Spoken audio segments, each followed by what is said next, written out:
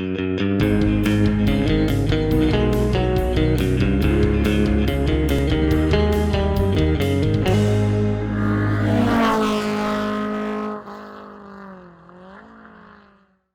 everybody, it's Charlie from Daily Motor.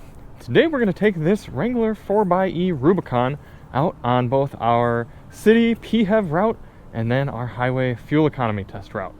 We've got it plugged in right now to our Grizzly charger here at, not DMHQ, but our house, because that's what makes plugging in and charging easy since we have our Tesla charger.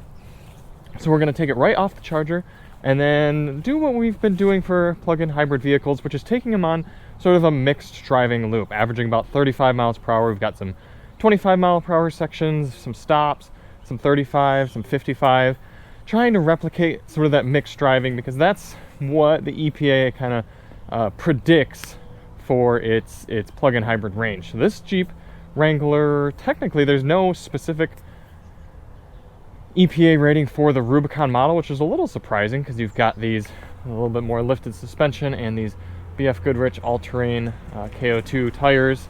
I can't imagine this would go as far as, say, a Sahara or something a little bit more of a pedestrian, street-oriented model. But either way, we're going to see if it'll do the 21 miles that the EPA says it can do on battery only.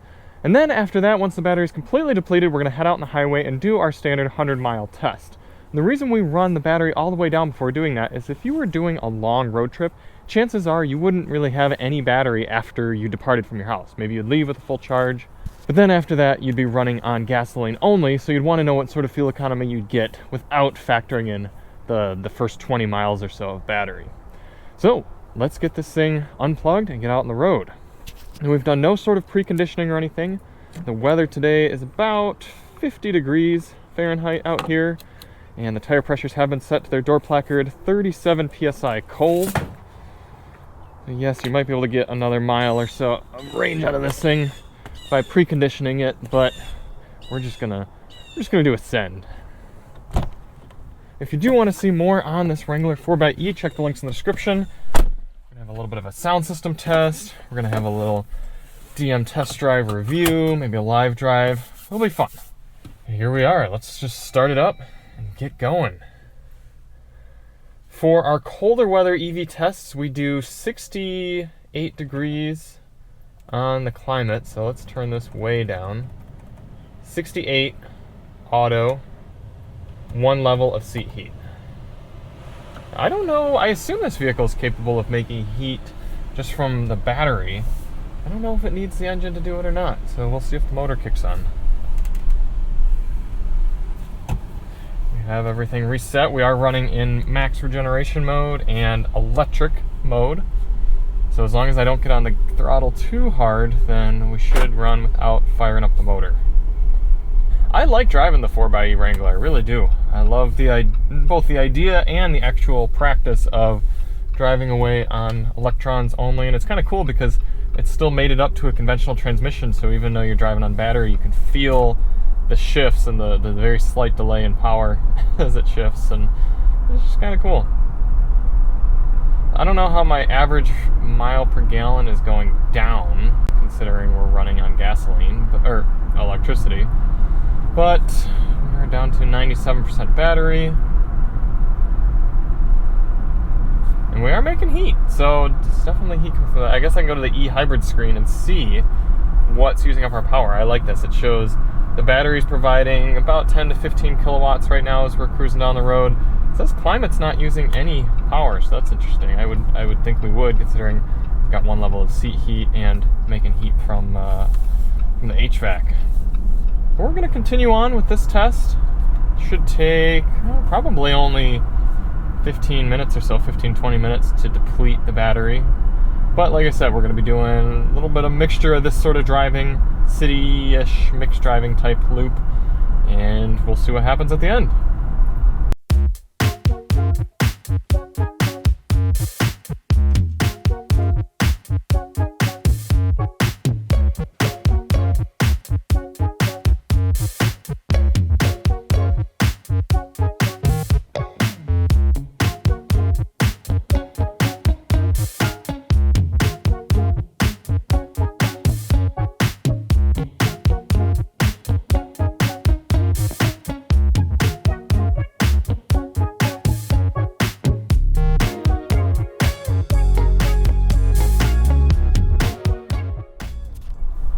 1% battery left. We've got 19.6 miles done, averaging 35 miles per hour.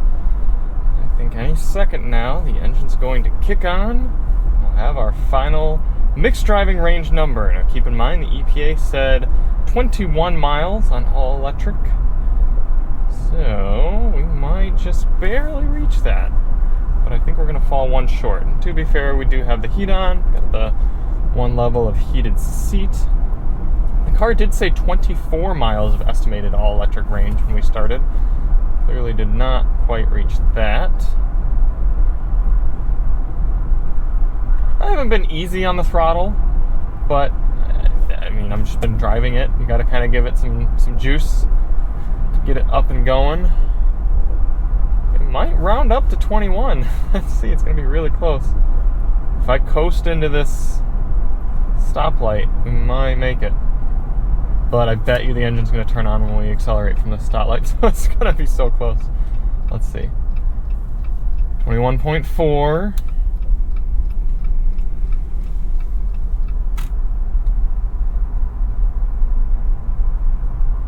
$21, or sorry, 20.5. It's rounding up. It did technically round up to 21 miles on all electric, even with the Rubicon tires. And we're still going. We've been on 1%. Oh, there we go. 20.6 miles is when the engine kicked on. And rather than say 0%, it just says less than 1% battery remaining. And our engine has engaged. Cool. Well, you can get EPA numbers, just mixed driving with some climate control on and cruising along here in the Wrangler 4xe Rubicon.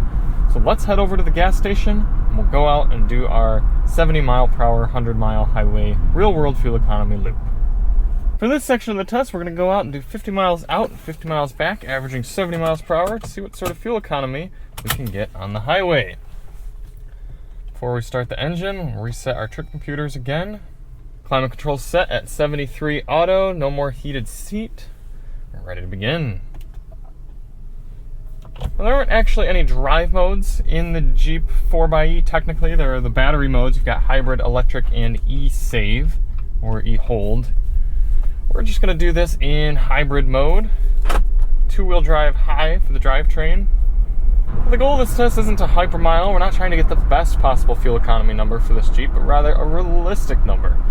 So in order to do that, we're going to head out on the highway here, get up to speed at a reasonable pace, set our cruise control at a GPS indicated 72 miles per hour. That should allow us to average 70 over the whole test. This is going to get a little loud in here because of this Free Rider, Sunrider, whatever it's called, top. But no problem getting up to highway speeds. Although it does look like we're using 75% of power to do so. Speedometer is pretty accurate, actually. It looks like 72, and this thing is fighting both a lot of wind and a lot of tire resistance. 72 on the dash, giving us actually 73 on the GPS, reading a little low. So we're going to drop that down by 1, 71, 72. Now it's going to jump in between, so we'll play with it a little bit as we go. Something fun with FCA vehicles, or rather Stellantis vehicles now, is they have both an adaptive cruise control button and a normal cruise control button. So I can choose either one. And for these tests, I actually prefer normal cruise control because then it doesn't have the car slowing down as much when I go to pass people like this. Yep, you can hear a lot of wind, that's for sure, and there's a lot of play in the steering, so it's going to require a lot of correcting. Nobody said the Rubicon Jeep Wrangler is a great highway cruiser. But we're going to continue the test and catch up with you at the end. In the meantime, enjoy this time lapse of the entire trip.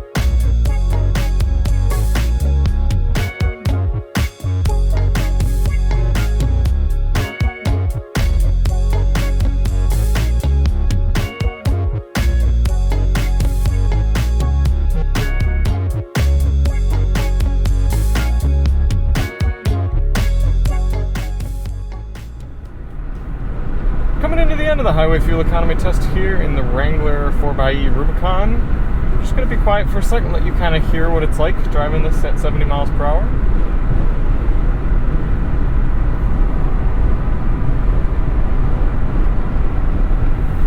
It's loud. There's a good amount of wind, there's a good amount of road noise. You don't hear the engine at all, but most likely because it's drowned out by the other two things. And there's a lot of play in the steering. You can see this, kind of the first 4 or 5 degrees in each direction of the wheel don't really do much to actually turn the car. Well, that's all part of the Jeep character.